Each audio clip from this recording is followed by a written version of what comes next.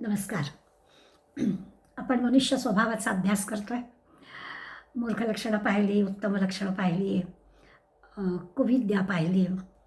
या सगळ्याला पर्याय पाहिला की भक्तीच्याच मार्गानं गेलं तर आपलं हा जो नरदेह आहे याचं चेंज होईल. मिळाली आपल्याला संधी, त्या संधीचा चांगला उपयोग होईल. आज आपण आणखीन 3 गोष्टी रांगेने पाहायच्या आहेत. सत्वरजतम ही जी गीतेमध्ये सांगितलेली 3 प्रकारची माणसं आहेत, त्या 3 प्रकारच्या माणसांची लक्षणं काय असतात त्याचा आपल्याला अभ्यास करायचा आहे. असं आहे की अगदी अवतार धारण करणारे संत जरी झाले, म्हणजे आपण माऊली आणि समर्थ या दोघांचा विचार केला तर हे अवतारी पुरुष आहेत. यांना नेमका ईश्वर कळलेला आहे, ईश्वरांनी प्रत्यक्ष त्यांना याच कामासाठी पाठवलेलं आहे वगैरे वगैरे. पण तरी देखील ते देहधारी असल्यामुळे त्यांच्या आचरणामध्ये आपल्याला ज्या गोष्टी दिसतात त्याच्यावरून आपण ह्या 3 गुणांचा विचार करू शकतो. जसं उदाहरणार्थ माऊलींना जो काही समाजामध्ये अनुभव आला त्याचा एकदा का होईना, शेवटी ते देहधारी असल्यामुळे ते थोडे रागावले, नाराज झाले. समाजाबद्दलचा राग त्यांनी व्यक्त करण्यासाठी म्हणून ते आपल्या कुटीची दरवाजा बंद केला आणि मग मुक्ताबाई आपल्या दादाला म्हणतायत की ताटी उघडा ज्ञानेश्वरा, चिंता क्रोध मागे सारा. तर आता हा क्रोध मागे सारा, विश्व रागे भरील झाले वन्नी, तरी संतांनी पाणीच व्हायचं असतं वगैरे वगैरे मुक्ताबाईंनी त्याला सांगितलं. पण लक्षात असं येतं की हा राग देहधारी असणाऱ्या संतांना सुद्धा आला. समर्थांच्या चरित्रातला अनेक प्रसंग आपल्याला माहिती आहेत. उद्धवासारख्या साध्या बिचाऱ्या गरीब असणाऱ्या या शिष्याला जेव्हा त्या ठाणेदाराने त्रास दिला तेव्हा चांगला सोटा हातात घेऊन 5-15 तगडे बरोबर तरुण मंडळी घेऊन त्या ठाणेदाराला बरोबर धडा शिकवायला समर्थ गेलेच की हो. तेव्हा सत्वगुणी याचा अर्थ काय, रजोगुणी याचा अर्थ काय, तमोगुणी याचा अर्थ काय हे आपल्याला समर्थ समजावून सांगणार आहेत. हे 3ही गुण आपल्यामध्ये असतात. तो त्या वेळेचा आपला स्वभाव असतो. कोणत्या गोष्टींनी कोणत्या प्रकारचा, म्हणजे प्रसंगोपात आपण ह्या 3पैकी एक असतो. पण बऱ्यापैकी ज्याचा सत्वगुणवरती असतो, म्हणजे त्याला आपण सात्विक म्हणतो. ज्याचा रजोगुण अधिक असतो त्याला रजोगुणी म्हणतो वगैरे वगैरे. पण तरी देखील या 3ची लक्षणं काय आहेत ती समर्थ आपल्याला सांगणार आहेत. मुद्दा एवढाच आहे की व्यवहारात वागताना आपल्याला या 3ही गुणांची आवश्यकता असते. ते गुण शबल आणि म्हणजे चांगल्याकडे जावेत, शुद्धाकडे जावेत, शबलाकडे जाऊ नयेत असा फक्त प्रयत्न करायला पण समर्थ आपल्याला सांगणार आहेत. हा सगळा विचार भागवतामध्ये कपिल ऋषींनी सांगितला. कपिल ऋषी आपल्याला भागवतामध्ये कदाचित माहिती असतील. स्वयंभू मन्वंतरामध्ये विष्णूचा जो 5वा अवतार ते म्हणजे कपिल मुनी. आणि देववती त्यांची आई आणि कर्दम हे त्यांचे वडील, हे दोघंही जण पती पत्नी अत्यंत श्रद्धाळू. आणि ह्या देववतींनी कर्दम ऋषींची खूप सेवा केली आणि त्यांना रांगेने काही कन्या झाल्या. पण त्यानंतर जेव्हा ते हे वडील जेव्हा संन्यास घ्यायला गेले, कर्दम ऋषी जेव्हा संन्यास घ्यायचं म्हणाले तेव्हा त्या देववतींना त्यांनी सांगितलं की तुझ्या पोटी प्रत्यक्ष भगवान विष्णूचा अंश जन्माला येणार आहे आणि मगच मी संन्यास घ्यायला जाणार आहे. आता हा सगळा वर मिळाला आणि ह्या कपिल मुनींचा जन्म झाला. या कपिलांनी आपल्या आईला जे ज्ञान सांगितलं ते सांख्यशास्त्र. समर्थांच्या चरित्रात पण आपल्याला हा उल्लेख सापडतो की समर्थ जेव्हा 12 वर्ष साधना केली, 12 वर्ष देशपर्यटन केलं आणि जेव्हा ते महाराष्ट्रात परत आले आणि आईची त्यांची जेव्हा भेट झाली, काही काळ ते आईबरोबर राहिले जामला, त्यावेळेला आईला पण त्यांनी समर्थांनी ह्या कपिल मुनींचं सांख्यशास्त्र सांगितल्याचा उल्लेख आपल्याला वाचायला मिळतो. थोडक्यात काय, तर हे जे सांख्यशास्त्र आहे, हे जे ज्ञान आहे, हे प्रत्यक्ष ईश्वराने, कपिल मुनींनी सांगितलं म्हणजे तो विष्णूचा अंश आहे, त्या प्रत्यक्ष ईश्वरानेच सांगितलेलं हे ज्ञान आहे. या कपिल ऋषींनी जो काही सिद्धांत मांडला तो सिद्धांत आज आपल्याला ह्या येत्या 3 समासांमधून शिकायचा किंवा त्याच्या मुळाशी कपिल मुनींचा हा सिद्धांत आहे. ते असं म्हणतात की प्रत्येक दृश्य वस्तू हा फक्त माणसाबद्दलच नाही, प्रत्येक दृश्य वस्तू ही त्रिगुणात्मक असते. अगदी दगड जरी घेतला तरी त्या दगडाचे दगडाचं दगडच आहे तो शेवटी, पण त्या दगडाचा उपयोग काय होतो त्याच्यावरती त्याचं सत्वरजतम अवलंबून आहे असं म्हणायला हरकत नाही. देवाच्या मंदिराच्या बांधकामासाठी त्याचा उपयोग झाला तर चांगली गोष्ट आहे. नदीवरती पाणवठा समाजासाठी उपयोगी होणाऱ्या ठिकाणी त्या दगडाचा वापर झाला तर चांगली गोष्ट आहे. पण वाईट गोष्टीसाठी कोणाला मारण्यासाठी जर झाला तर ते काही चांगली गोष्ट नाही आहे. त्यामुळे कपिल मुनी सांगतायत की प्रत्येक दृश्य वस्तू ही त्रिगुणात्मक असते. माणसांबद्दल तर आपण विचार करणारच आहोत. आणि हे जे 3 गुण म्हणजे सत्वरजतम, तर ह्या दृश्य विश्वामध्ये माणसाचा विचार केला तर आहेच. त्यामुळे माणसाजवळ ते अधिक प्रकर्षानं जाणवणार आहेत वस्तूंपेक्षा माणसाला आपण सत्वगुणी, रजोगुणी किंवा तमोगुणी असं जे म्हणतो. आणि आत्ता म्हटलं तसं त्याच्यामध्ये शुद्ध आणि शबल असे पण आणखीन 2 भेद, म्हणजे मुख्यत्वे करून सत्वरजतम आणि त्या प्रत्येकातला जो शुद्ध आहे तो जरा चांगला, म्हणजे रजोगुणीच. आज आता आपल्याला रजोगुणाचा अभ्यास करायचा आहे. त्या रजोगुणामधला जो शुद्ध आहे म्हणजे सत्वाकडे जाणार आहे तो चांगला, पण तोच रजोगुणातला शबलतेकडे जाणारा, तमोगुणाकडे जाणारा असेल तो शबल वाईट. अशा पद्धतीने या तिघांचे परत प्रत्येकाचे 2-2 भागसुद्धा आपल्याला पाडून सांगितलेले आहेत. भगवद्गीतेमधला जो 14वा अध्याय आहे त्याच्यामध्ये 18व्या श्लोकामध्ये याचा उल्लेख केला आहे. समर्थांनी या श्लोकाचा आधार पण आपल्या या सगळ्या त्यांनी जो रजोगुणाचं वर्णन केलं आहे त्या वर्णनासाठी उपयोग घेतला. जगन्य गुणवृत्तिस्था अधो गच्छन्ति तामसाः ऊर्ध्वं गच्छन्ति सत्त्वस्था मध्ये तिष्ठति राजसाः. असं तिन्ही गोष्टींच्याबद्दल सांगितलं की कसं आहे की ऊर्ध्वं गच्छन्ति म्हणजे जे चांगल्या हे आहेत, वरती आहेत, प्रगतीकडे आहेत, त्याला सात्विक म्हणायचं.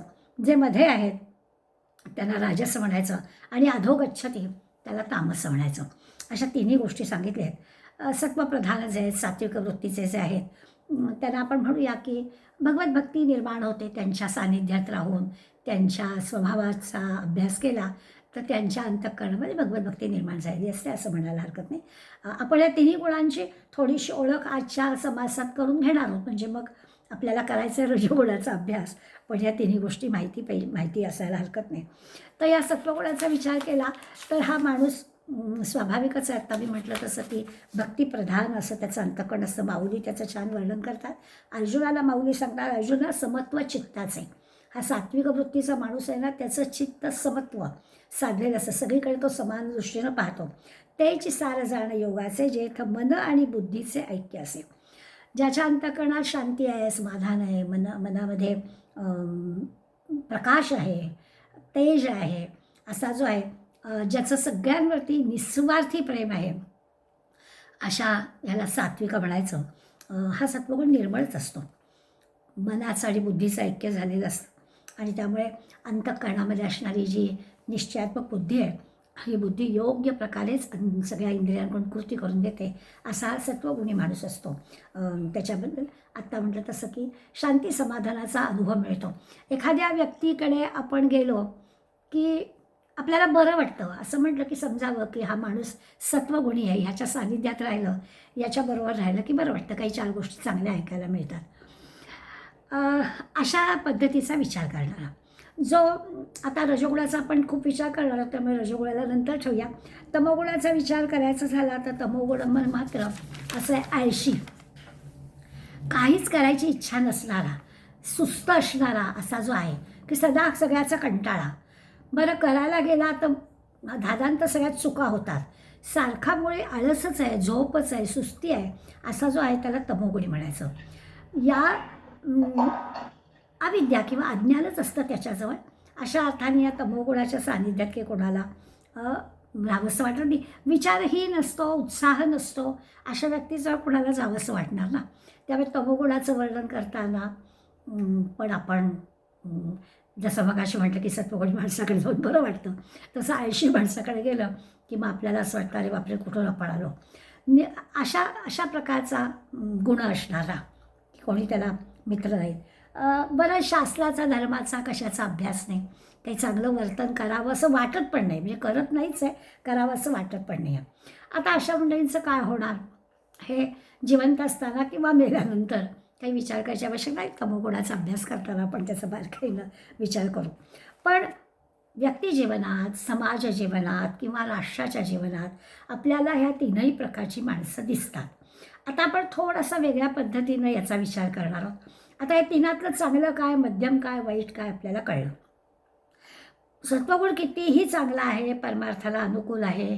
सुरुवात करतानाच मी माऊलींचं आणि समर्थांचं उदाहरण घेतलं की ते अगदी अवतारी संत आहेत, त्यामुळे ते सात्विकच आहेत. पण तरी देखील त्यांना सुद्धा चिंता आहे, राग आहे, असा विचार आपण केला. या अर्थाने आपल्याला पाहायचं आहे की असं जरी कितीही सत्वगुणी सगळं चांगलं असलं आणि परमार्थाला ते सगळं अनुकूल असलं, तरीही सगळा समाज काही या परमार्थाकडे वळणारा नसतो. त्यामुळे स्वाभाविकच असं आहे की सत्वगुणाच्या आधाराने परमेश्वर प्राप्तीचा प्रयत्न करणं बरोबर आहे, पण सगळेच्या सगळे सत्वगुणी असणार नाहीत. आणि त्यामुळे स्वाभाविकच समाजामध्ये राहायचं असेल तर आपल्याला या सगळ्या समाजाचा पण विचार करावा लागेल आणि त्याच्यासाठी रजोगुणाची आवश्यकता आहे. म्हणून माऊलींना समाजाबद्दल चिंता वाटली, म्हणून समर्थांना अकारण त्रास देणाऱ्या त्या ठाणेदाराबद्दल राग आला. तर अशा समाजामध्ये सर्व प्रकार असल्यामुळे आपल्याला रजोगुणाची आवश्यकता पण असं कळेल.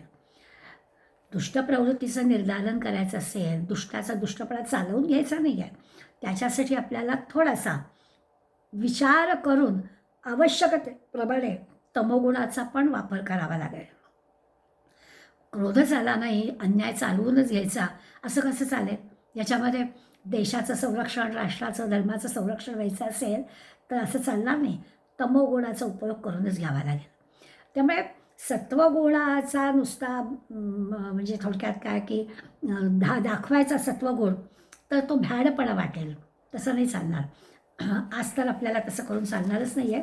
आपण सत्वगुणी राहिलो, भ्याड राहिलो, काहीच आपण प्रतिकार करू शकणारे नसलो तर मग आपल्याला आपलं कोणीच ऐकणार नाही. त्यामुळे असं सत्वगुण उपयोगाचा नाही आहे. तर योग्य पद्धतीचा रजोगुण, योग्य पद्धतीचा तमोगुण आपल्याला आवश्यक आहे. समाजासाठी त्याची निकड आहे. केव्हा किती प्रमाणात तो घ्यायचा हे विवेकाने ठरवायला हवं, हे पण बरोबर आहे.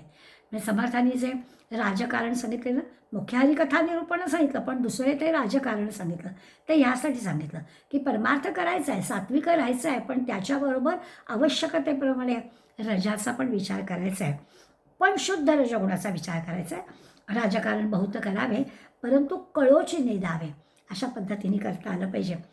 परपिढेवरी नसावे अंतःकरण, दुसऱ्याला त्रास देण्यासाठी करायचं नाही आहे, पण योग्य काय अयोग्य काय ते कळलं पाहिजे.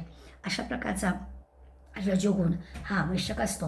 देशाचा, समाजाचा विचार करायचा तर या रजोगुणाची गरज आहे. आज त्या रजोगुणाचाच आपण जास्ती करून अभ्यास करणार. 2 भाग आहेत समासाचे.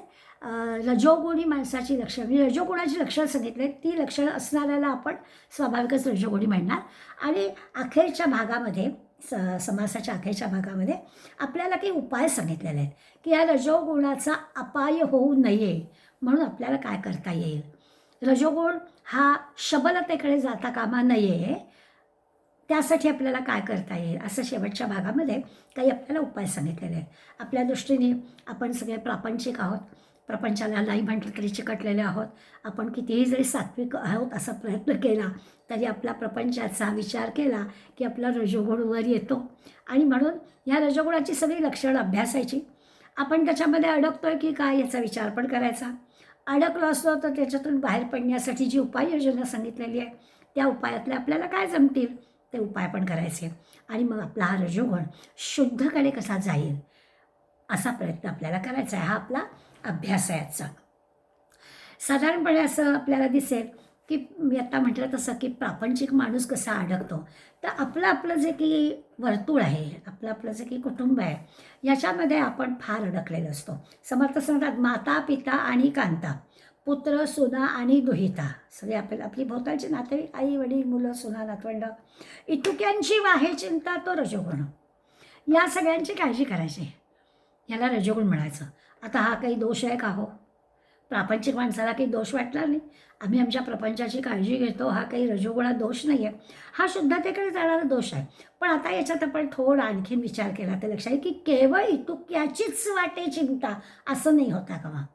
आपण सगळ्यांचा विचार करायला काही हरकत नाही. आपण जसं मुलांना सांगतो, सहलीला नातवंड जायचे, डबा भरून भरून खाऊ देतो आणि मग सगळ्यांना वाट बरं का, हे जे सगळ्यांना वाट बरं का आहे ना, तो शुद्धतेकडे जाणारा रजोगुण आहे.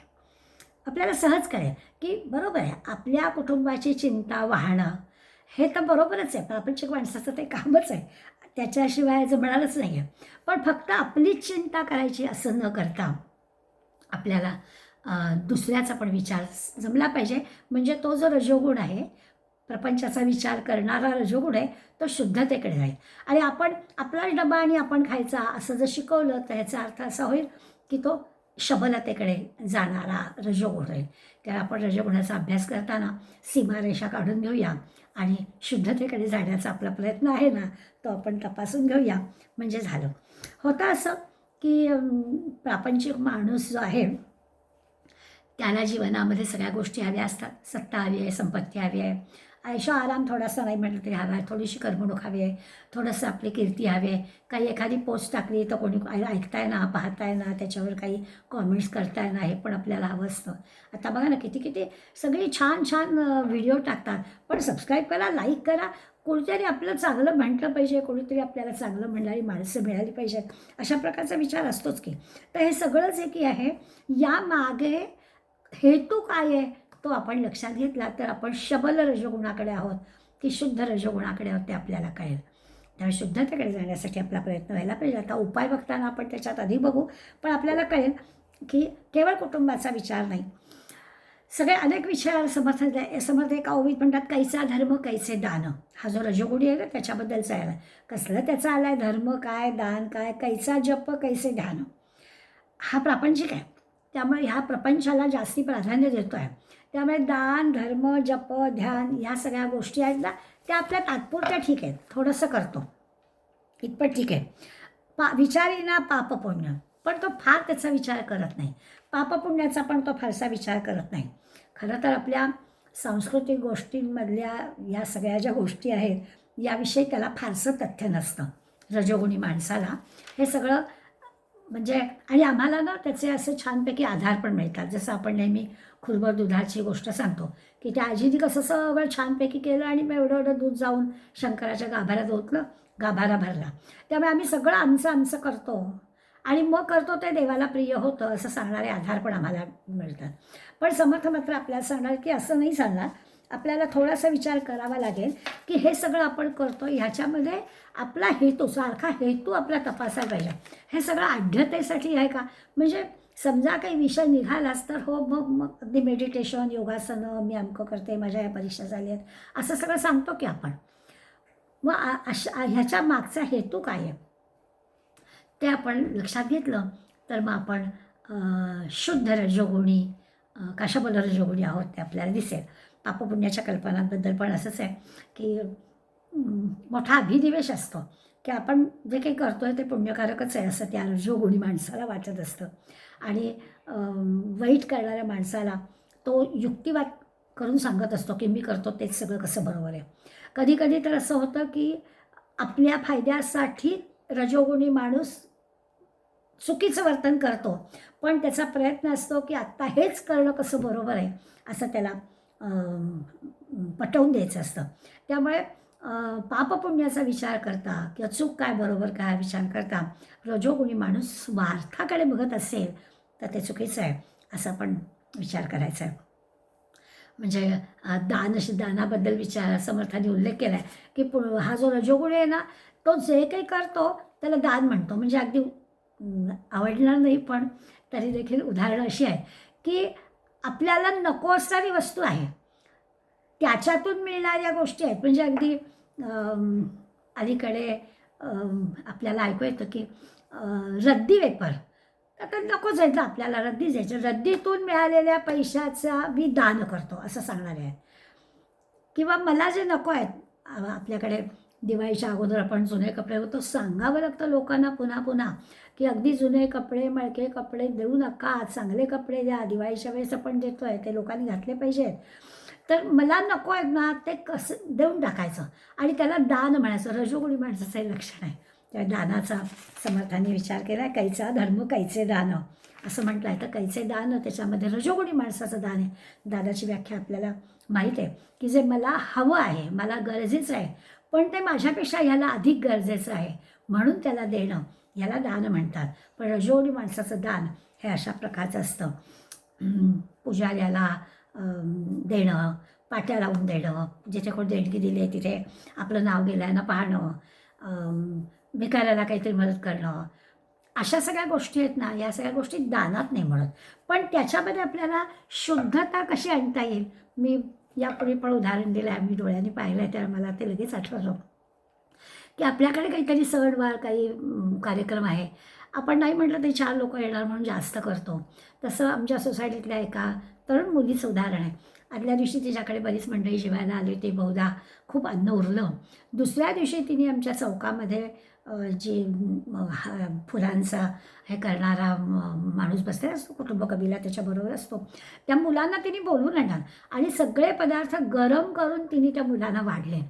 तर हे दान करणंच आहे एका अर्थाने, पण हे आता शुद्धतेकडे गेलं की नको, आपल्याला नको असलेच वस्तू तिने दिली, पण ती त्यांच्या मुखी लागेल, त्याचा उपयोग होईल अशा माणसांना वेळेवरती आणि पुन्हा ते चांगल्या पद्धतीने देणं असं पण केलं जातं. पण रजोगुणी माणूस हा आता शुद्ध रजोगुणीकडे कसा जायचा याचा प्रयत्न करण्यासाठी आपल्याला हे उदाहरण आहे. आणखीन एका ओवीमध्ये समर्थन दिलं आहे, धनधान्याचे संचित मन होय द्रव्यासक्त. हा जो रजोगुणी आहे ना, तो सगळ्याचा साठा करून ठेवतो.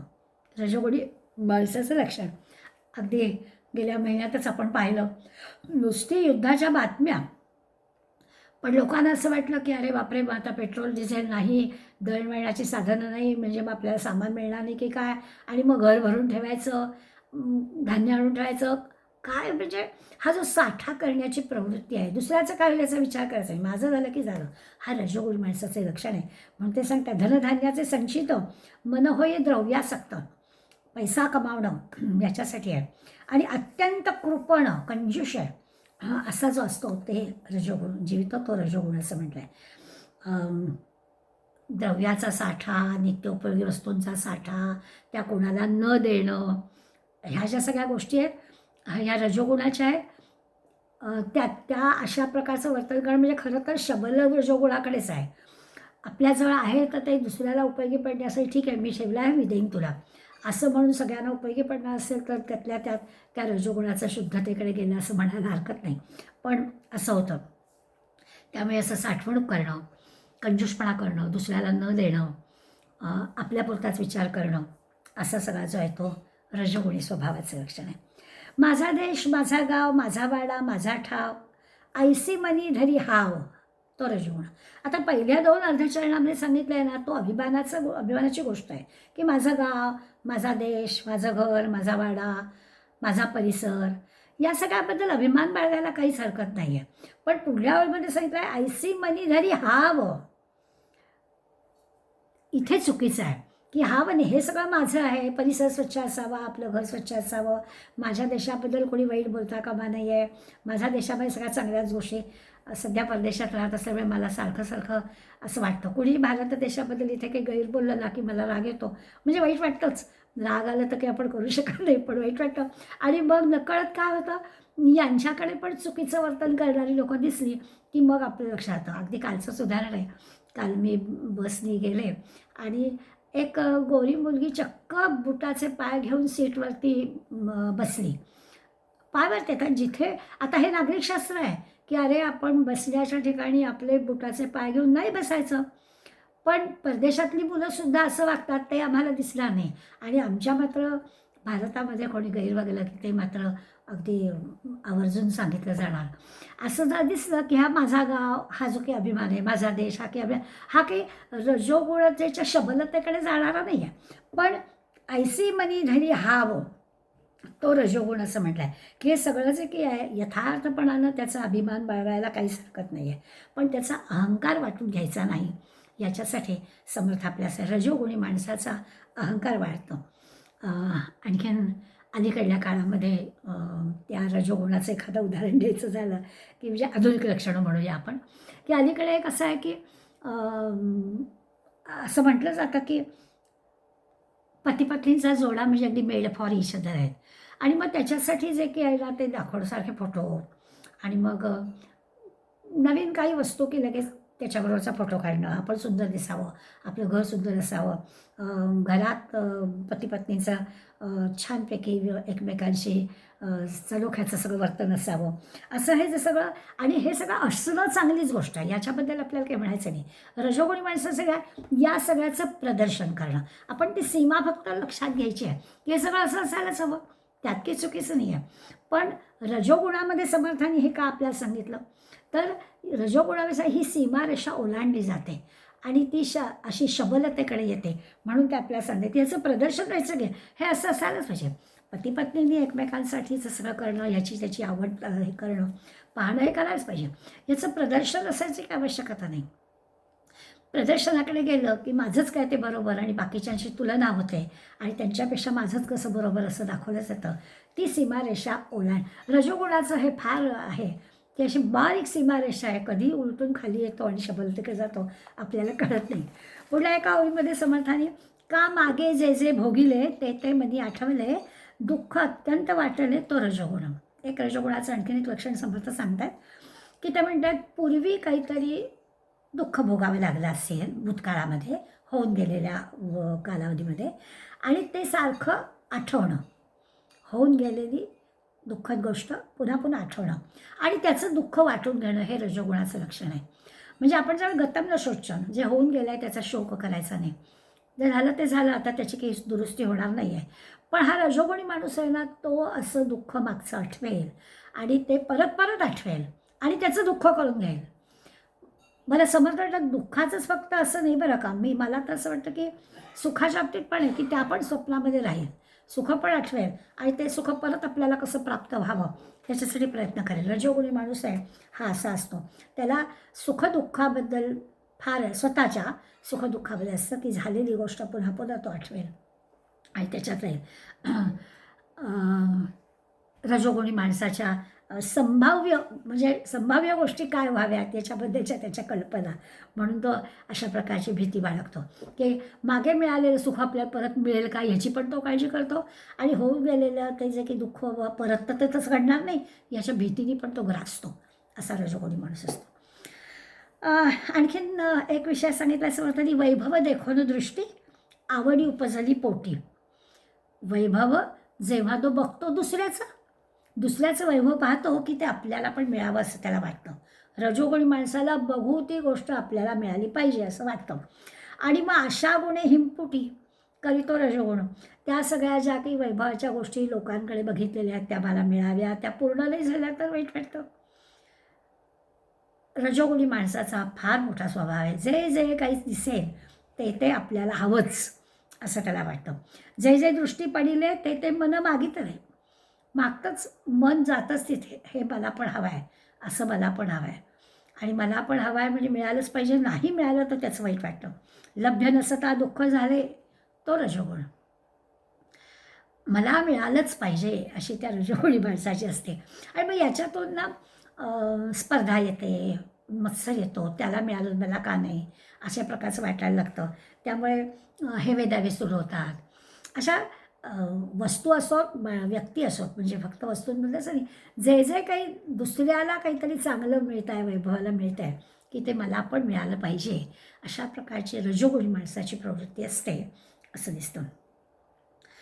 आणखीन एक गोष्ट असते, रजोगुणी माणूस करमणुकीत फार अडकतो. त्याचीच गंमतशीर गोष्ट आहे, एका माझ्या ग्रुपवरती छान एका मैत्रिणीने कळवलं की आपण सुद्धा सगळ्यांनी शनिवारी मंदिरात जाऊया. चांगली कल्पना आहे की प्रत्येकजण रविवारी चर्चमध्ये जाणारी माणसं आपल्याला माहिती आहेत, शुक्रवारी मशिदीत जाणारी माणसं आपल्याला माहिती आहेत. सगळी आपली कामं बाजूला करून ही कामं करणारी भोवताली माणसं आहेत. आपण का नाही करायचं? मग आपण पण एक दिवस आणि वेळ ठरवूया आणि आपण पण सगळ्यांनी मंदिरात जाऊया. ही कल्पना खूप चांगली आहे आणि तशी तशी प्रचार करूया की अमुक वाजता अमुक मंदिरामध्ये आम्ही सकाळी जायचं ठरवलं आहे, तिथे या. मग प्रत्येकाने टाकलं की अगदी वा छान. मग एक एक तर मैत्रीण अशी निघाली की ती म्हणाली, मी तर कित्येक दिवस झाले मी रोज संध्याकाळी अमुक वाजता देवळात असते. त्यावेळेला जर मला कोणी फोन केला आणि मला येतोय म्हटलं तर मी त्यांना सांगते, तुम्ही मंदिरात या, आपण तिथे भेटू. अशा प्रकारची छान चर्चा चाललेली होती. तेवढ्यात एका वेळा अय्या आपण आता ह्या शनिवारपासूनच ठरवूया, पण आता या शनिवारी नको, कारण या शनिवारी ना गडकरीला एक कार्यक्रमाची तिकीटं काढले. हे जे आहे ना, हे रजोगुणी माणसाचं लक्षण आहे की आता आपलं चाललं आहे काय. भले असं होईल कदाचित की तुला जाता येणार नाही, परंतु त्याचा तो तो मध्ये काहीतरी घालणं आहे ना, त्याची काही आवश्यकता नाही आहे. की उलट असं करायचं की ती जी काही वेळ ठरवली त्या वेळेला दुसरं काही येणारच नाही, असा प्रयत्न आपला असला पाहिजे. रजोगुणी माणूस नेमकं असं करतो की त्याला त्या चांगल्या चाललेल्या असणाऱ्या गोष्टीमध्ये काहीतरी असं वाटतं की नाही नाही चुकीचा आहे अशातला काही भाग नाही. पण रजोगुणी माणसाचं घडतं सगळं आळसं उठे प्रबळ, करमणुकीचा नाना खेळ. या रजोगुणी माणसाला निरनिराळे करमणुकीचे जे खेळ आहेत ते आवडतात. समर्थांच्या काळामध्ये नाटक सिनेमा नव्हता त्यामुळे त्यांनी त्याचा उल्लेख केला नाही. आता करमणुकीची क्षेत्र एवढी वाढलेली आहेत की आता तर काय. आणि खरंच आपल्याला आश्चर्य वाटतं की त्याच्यासाठी किती खर्च करावा. म्हणजे 50 वर्षामध्ये किती काय काय घडलं आहे असं दिसतं आपल्याला. आपल्या लहान वयामध्ये मला तर चांगलंच अगदी आठवतं, आम्ही खेड्यात राहिलेली मंडळी आहोत, त्यामुळे आम्हाला एक तर आमच्या गावामध्ये फिरतं टॉकीज यायचं, अशी काही कायम टॉकीज होत नंतर नंतर आली, पण अगदी लहानपणी नव्हती. आम्ही तो कधीतरी सिनेमा यायचा, त्या सिनेमालासुद्धा असं जायला मिळायचं नाही. तर ती सवय होते. आणि आता इतके इतके पैसे करमणुकीसाठी, नाटक सिनेमासाठी, अन्य सगळ्या गोष्टींसाठी खर्च करतो. तर ते समर्थ आपल्याला सांगतात की हा रजोगुणी माणसाचा आहे की हे सगळं त्याला आवडतं, करमणुकीसाठी वेळ देणं त्याला पसंत असतं. आता अलीकडे कमी झालं, पण पूर्वी सिनेमाचं शूटिंग कुठे जवळपास असलं की काय झुंबड लागायची त्या नटांना कलाकारांना बघायला जाण्याची. तर ही जी आवड आहे ना, ही रजोगुणी माणसाची आवड आहे. समर्थ सांगतायत का उपभोगाचे गोंधळ तो रजोगुण आहे. हे जे आहे ना, या करमणुकीच्या संदर्भातला उपभोग घेण्याची रजोगुणी माणसाची जी काही कृती आहे ना, ती खरं तर इतका गोंधळ घालणारी आहे की अशा प्रकारचं करणाऱ्यांना खूप सगळा बाकीच्यांना पण तो गोंधळाचा त्रास होतो की कुठे जी गर्दी होते त्या गर्दीमध्ये सगळीकडे स्वाभाविकच ट्रॅफिक जॅम होतो किंवा काय हाणामाऱ्या होतात, गर्दीचा त्रास होतो, पाकिटमार जे काय काय काय काय सगळ्या समाजाला या अशा प्रकारच्या गोष्टींचा त्रास होतो. पण या करमणुकीच्या उपभोगामध्ये हा गोंधळ, क्रिकेटची मॅच बघायला जाणं की गोंधळ ठरलेलाच आहे की त्यावेळेला स्वाभाविकच सगळ्या लोकल गाड्या आणि रस्त्यावरचा ट्रॅफिक, एवढी गर्दी होते की हा सगळा जो गोंधळ तो सगळ्या समाजाला त्याचा त्रास होतो. त्यामुळे हा रजोगुणी माणसाच्या ह्या करमणुकीच्या प्रेमाचा प्रताप फार मोठा असतो, तो पण समर्थ आपल्याला सांगतात.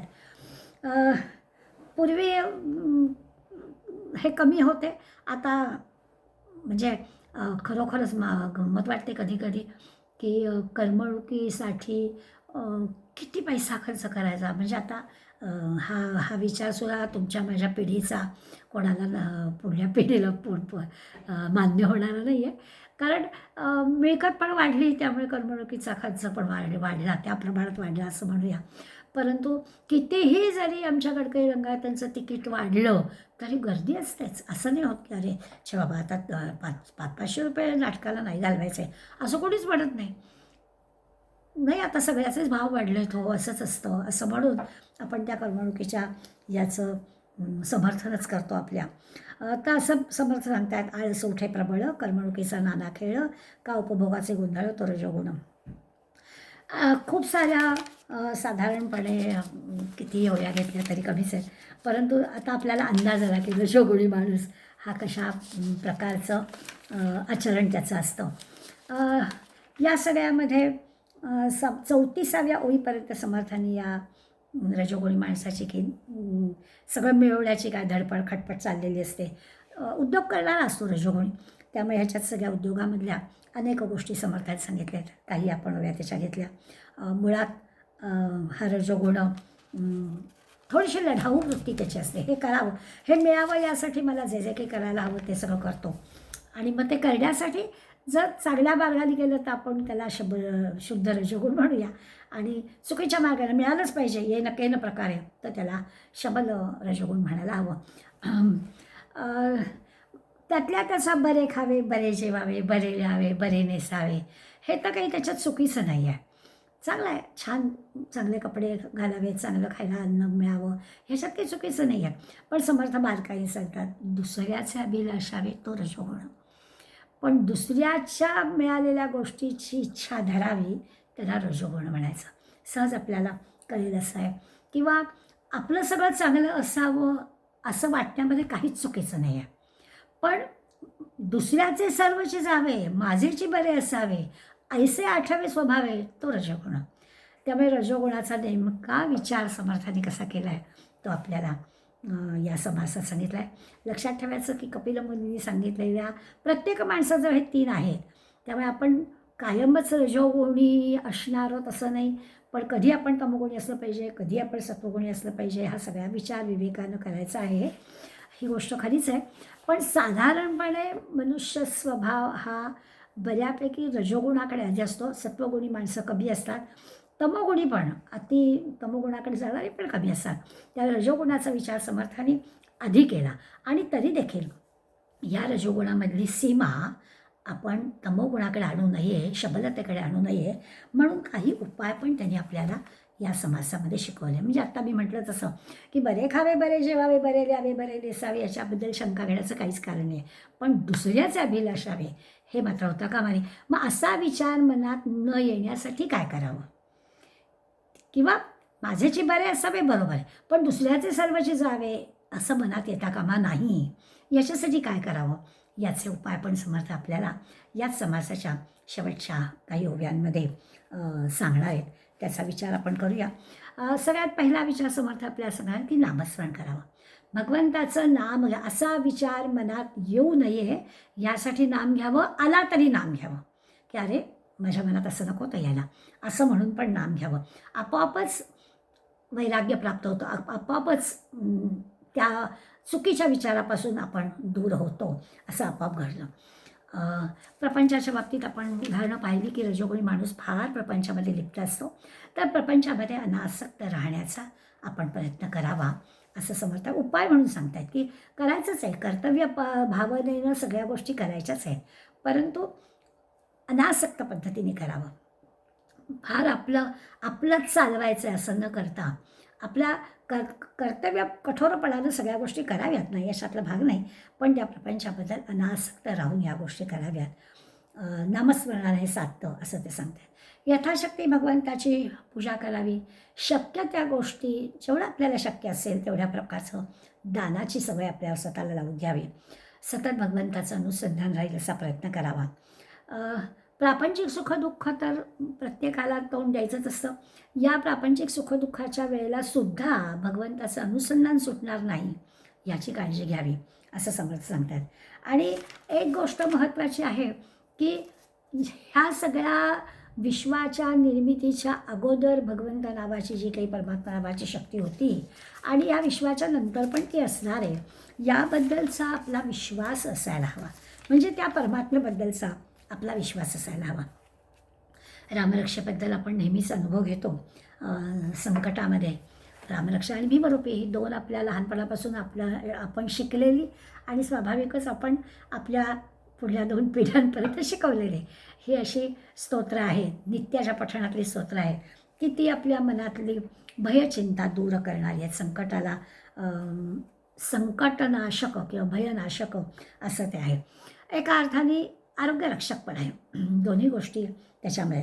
त्यामुळे हे रामरक्षेचं स्वरूप आपण मानतो.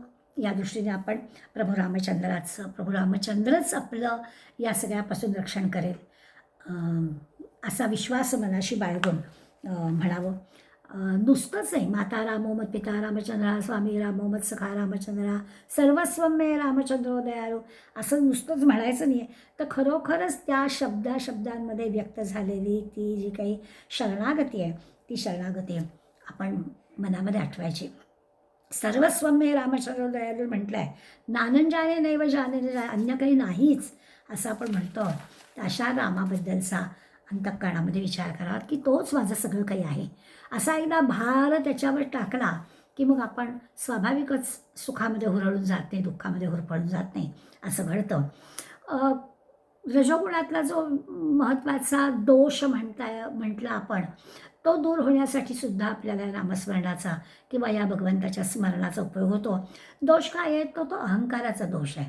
मी माझं असा जो रजोगुणी माणूस आहे, त्या मी माझं जर आपल्याला तो अहंकार मिटवायचा असेल, बाजूला करायचा असेल, तर आपल्याला नामस्मरणाचं, भगवंताच्या स्मरणाचाच आपल्याला उपयोग होईल.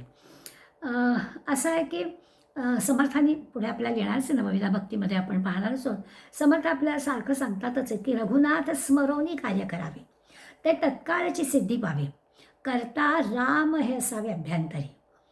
मी करता ऐसे म्हणसी तेळे तू कष्टी होसी, राम करता म्हणता पावसी यश कीर्ती प्रताप.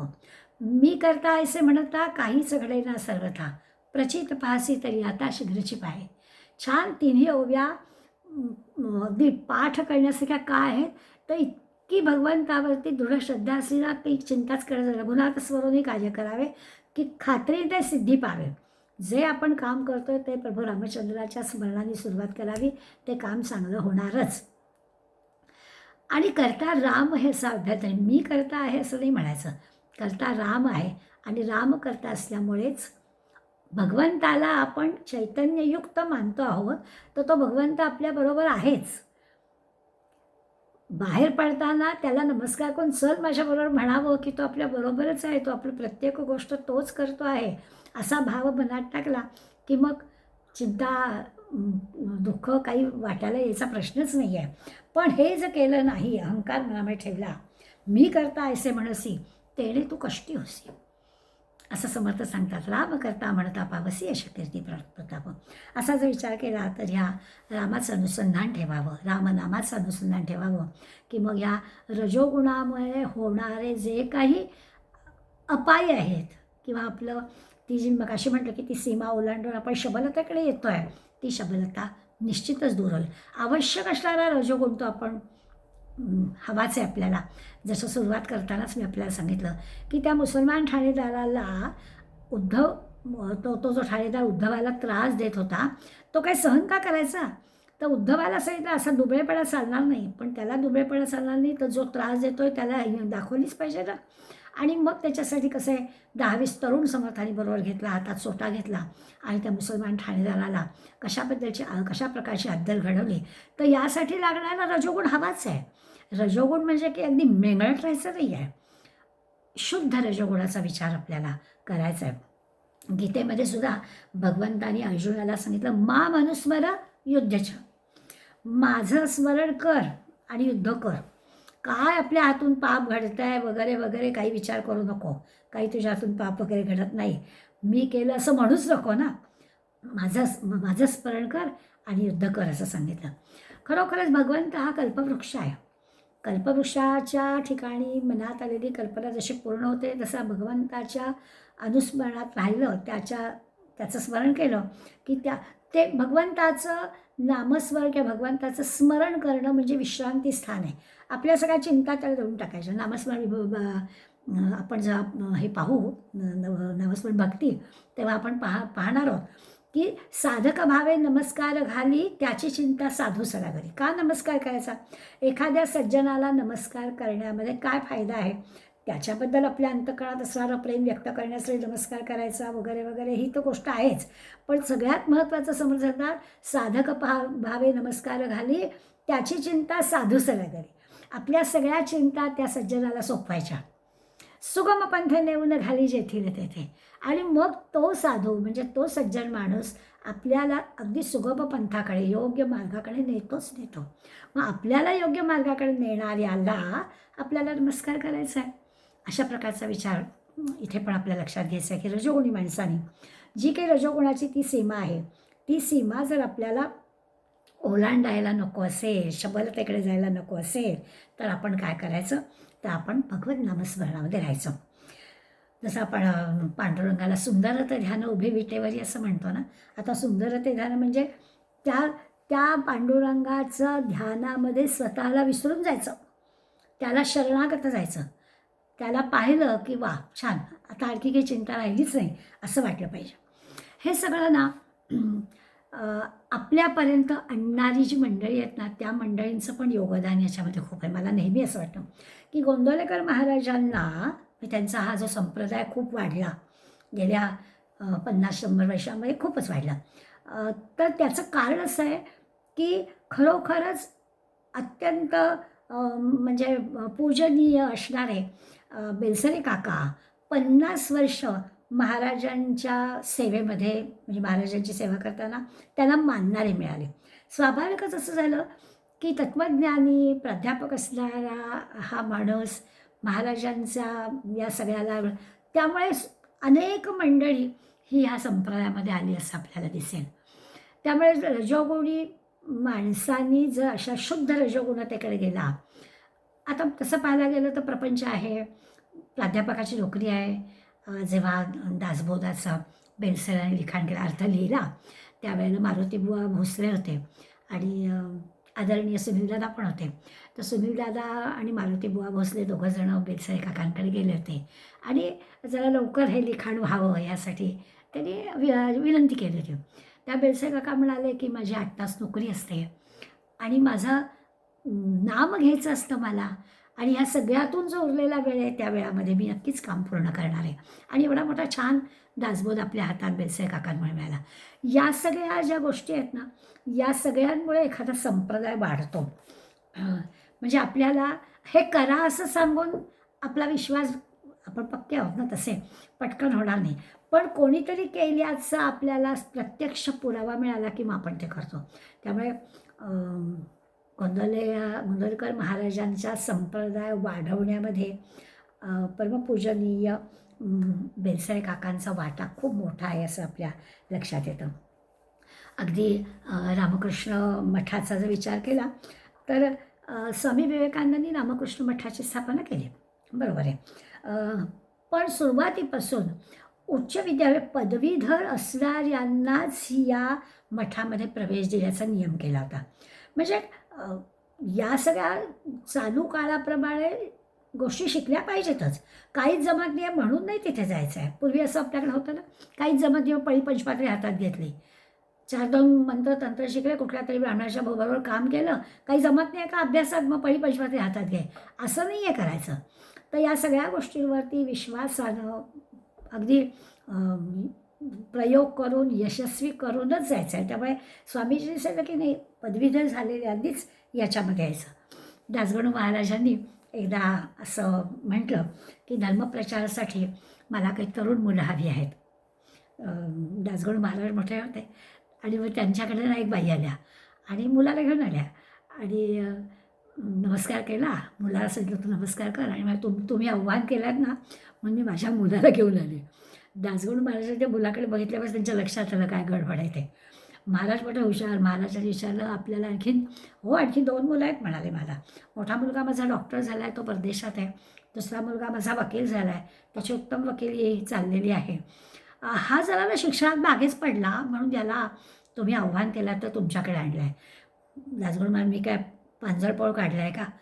ज्याला काहीच येत नाही ती मंडळी अशी धर्माच्या प्रचारासाठी येऊन त्याचा काहीच उपयोग नाही आहे. धर्मप्रचार करायचा, धर्मप्रसार करायचा, चांगल्या गोष्टी लोकांमध्ये न्यायच्या, तर तशी माणसं पण तशी चांगलीच असली पाहिजे. शिकला सवरलेला मुलगा पाहिजे. पैसे कमावणारी मुलं तुम्ही तुमच्याजवळ ठेवणार आणि हा काहीच करत नसणारा मुलगा तुम्ही तुमच्या धर्मप्रचारासाठी पाठवणार का? त्यामुळे रजोगुणी माणसामधली ही जी काही सतत उद्योगशीलता असणारा जो गुण आहे तो हवाच आहे. आणि म्हणून सारखी ती सीमा पाहिजे की आपली जी काही रजोगुणाची लक्षणं आहेत ती शुद्धतेकडे जाणारी आहेत ना, तेवढी फक्त पाहिजेत. संघ स्वयंसेवक, संघाचे प्रचारक जे आहेत ते सगळे उच्च विद्याविभूषित आहेत. याचं कारण तेच आहे की जे काम आपण करणार आहोत ते काही असं तसं नाही आहे. त्यामुळे ते काम करण्यासाठी आपलं स्वतःचं एक स्थान निर्माण केलेलं असलं पाहिजे, असा त्याचा अर्थ. त्यामुळे परमार्थाला कुठेही कमीपणा येणार नाही, राष्ट्रकार्याला कुठे कमीपणा येणार नाही, अशा प्रकारचंच आपली भूमिका असली पाहिजे. यासाठी हा पण उपाय आहे. म्हणजे आपण रजोगुणाची लक्षणं आणि उपाय पाहण्यासाठी का पाहतोय, तर ती सीमा ओलांडून आपण तमोगुणाकडे किंवा शबलतेकडे येत नाही ना, याच्यासाठी आपल्याला पाहायचं आहे. तर आपण जे करतो आहोत ते कसं योग्य आहे आणि त्या योग्य आचरणाकडे जायचं. सारखं सारखं लक्षात ठेवायचं की बरे खावे, बरे जेवावे, बरे ल्यावे, बरे नेसावे, हे बरोबरच आहे. दुसऱ्याचे अभिलाषावे हे होता कामा नये, यासाठी प्रयत्न करायचा. डोंगरे महाराजांनी आमच्यासाठी एक सुंदर उदाहरण दिलं आहे. ते म्हणाले, आपण कोणी आलं ना की आपण समजा कॉफी करते हां असं म्हणतो, कॉफी आणतो आणि कॉफी होईपर्यंत काहीतरी डिशवर देतो. म्हणतो की ते वडी जरा आधी खा हां, त्याच्यावर काहीतरी चिवडा खा, नाहीतर कॉफी गोड नाही लागणार. तर ते उदाहरण देतात आणि ते म्हणतात की जसं गोड खाल्ल्यावर कॉफी फिकी लागते, तसं म्हणाले झालं पाहिजे की हे भगवत नामस्मरण, या सगळ्या चांगल्या गोष्टी, कुठल्या तरी संप्रदायाचा अभ्यास, कुठल्या तरी राष्ट्रकार्याचा अभ्यास, असं सगळं केलं की प्रपंच फिका वाटायला लागतो. म्हणून हे आधी करावं. हे सगळं चांगलं आहे, हे सगळं गोड आहे आणि गोड खाल्ल्यावर जशी कॉफी फिकी वाटते, तसं आत्ता जर रजोगुणी माणूस प्रपंचात अडकलेला आहे, त्या प्रपंचातून त्याला हळूच बाहेर जर करायचं असेल तर त्यांनी ही सगळी कामं करावीत. अशा प्रकारचं काहीतरी काम करावं. स्वतःचा उपयोग होईल असं देशाला, राष्ट्राला, समाजाला, संप्रदायाला आपला वेळ, आपलं ज्ञान द्यावं आणि आपोआपच या प्रपंचामध्ये थोडंसं अनासक्त वृत्तीनं राहावं, असं डोंगरे महाराज आपल्याला सांगतात. त्याचा अर्थ काय? डोंगरे महाराजांनी प्रपंचात अनासक्त असं राहताना मुळी सांगितलं, प्रपंच मुळीचं नासका. त्यांचं म्हणणं तर आहे, प्रपंच मुळीचं नासका, विवेके करावा नेटका. मुळात काही प्रपंच चांगला नाही आहे, पण ठीक आहे, सामान्य माणूस प्रपंचाशिवाय राहू शकत नाही, बरोबर आहे. त्यामुळे तो नेटका करावा. आणि नेटका कसा करायचा? तर नेटका करता करता फिका होत जातो. असा नेटका करायचा की हळूच त्याच्यातून आपल्याला बाजूला होता आलं पाहिजे. मुलांच्या ताब्यात दिल्यानंतर आपल्याला कोण काय करता ह्याच्यात पडायची की आवश्यकताच नाही असं वाटलं पाहिजे, स्वतःहून वाटलं पाहिजे. पण आपल्याला प्रत्येक गोष्ट त्यांनी विचारलीच पाहिजे असा भाव जर बनत असेल तर तो प्रपंचात फिका कसा वाटावा? रजोगुणी माणसाला सत्ता सोडवतच नाही. त्याच्यासाठी डोंगरे महाराज आपल्याला सांगताय की अनासक्त वृत्ती येण्यासाठी, तो प्रपंच फिका होण्यासाठी नेटका करावा आणि आपला स्वाधीन करावा आणि आपण सहजपणानं त्याच्यातून बाजूला व्हावं. अशा प्रकारचा विचार म्हणजे अशा प्रकारचे उपाय समर्थाने आपल्याला सांगितले. आता याच्यासाठी 2 शब्द वारंवार पुढे दासबोधामध्ये आपल्याला येणार आहेत, म्हणून फक्त त्याचा उल्लेख करणार आहे की हे सगळं करण्यासाठी काय लागतं. हे सगळं करण्यासाठी विवेक लागतो. विवेकाने आपल्याला या सीमेवरती शुद्धतेकडे जाता येतं की अरे हे चुकतं आहे बरं का आपलं, इकडे येता कामा नये. उपाय पण आपल्याला सांगितलं की जे काही चुकीचं होत आहे, शबलतेकडे जातो आहे, मग लगेच आपण काही ते नामस्मरण करूया, भगवंताचं स्मरण करूया, भगवंताच्या अनुसंधानात राहूया आणि मग आपला हा जो चुकीचा विचार आहे तो काढून टाकूया आणि मग शबल रजोगुणाकडे न जाता शुद्ध रजोगुणाकडे जाऊया, सात्विककडे जाऊया आणि पुढे तर आपण गुणातीत अशा परमात्म्याकडे जाऊया. असा सगळा प्रवास आपल्याला करायचाच आहे. याच्यासाठी ही विवेकाची गोष्ट आपल्याला लागते. आणि मग नुसतं विवेकाचंच नाही तर या विवेकाबरोबर आणखीन एक शब्द सोबत वापरतात. तो शब्द आपल्याला प्रापंचिक माणसाला असं वाटतं की अरे बापरे, हा काही आमच्यासाठी नाही. कारण या शब्दाचा तो जोडून शब्द येतो तो वैराग्य. या वैराग्य शब्दाचा अर्थ आम्ही चुकीचा लावलेला. आम्हाला वाटतं वैराग्य म्हणजे काय, तर आपलं भगवी कपडे घालायचे, कमंडलू हातात धरायचा, रुद्राक्षांची माळ घालायचे आणि हिमालयात जायचं, आणि म्हणजे वैराग्य धारण करणं. तर समर्थ आपल्याला प्रापंचिक माणसांना पण ह्या 2 गोष्टी विवेक वैराग्याच्या सहजपणानं सांगतायत, त्या आपण लक्षात ठेवायच्या. या सगळ्या सत्व रजतम आणि गुणातीत आणि पुढे सद्विद्या निरूपणामध्ये आणि आपल्याला लागणारच आहेत. त्यामुळे हे काय आहे विवेक वैराग्य असाच आपण विचार केला तर आपल्या सुनील दादांनी एक छोटीशी गोष्ट आपल्याला सांगितली आणि विवेक आणि वैराग्य शब्दाचे अगदी सोपे अर्थ सांगून टाकलेले आहेत. विवेक करायचा म्हणजे निवड करायची. विवेक करायचा म्हणजे कुठे थांबायचं ते आपल्याला कळलं पाहिजे, की प्रत्येक गोष्टीची मर्यादा आपल्याला कळली पाहिजे. विवेकानं आपल्याला थांबता आलं पाहिजे. अति सर्वत्र वर्जावे, हठनिग्रही न बनावे, विवेकी पुरुषे, असं समर्थ आपल्याला सांगतात. त्यामुळे तो विवेक शब्द म्हणजे कुठे थांबावं, नेमकं काय करावं, असं करावं. आपल्या सामान्य शब्दामध्ये अर्थ बघायचा झाला तर विवेक शब्दाचा अर्थ निवड करायची. आणि वैराग्य म्हणजे नावड. आत्ता जर आपण अनासक्त म्हटलं, प्रपंचातून आपली आसक्ती काढून घ्यायची, अनासक्त व्हायचं आहे म्हणजे काय करायचं, तर आपली नावड निर्माण करायची, की आता बास पुरे थांबूया, असं आपल्याला जमलं पाहिजे.